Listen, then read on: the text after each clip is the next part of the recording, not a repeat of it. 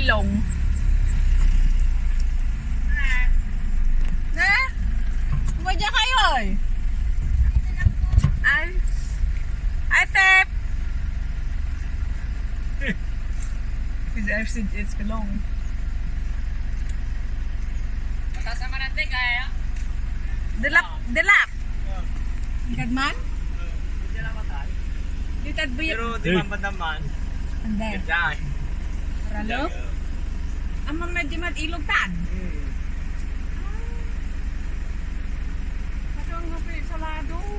Wala hindi ka makatanya natin. Hindi taman ng kami. So this section is flooded between Balad and Kamaling. There's no traffic, not even tricycles getting through. It's about waist high, further in the distance there. People are watching their tricycles, having fun, swimming.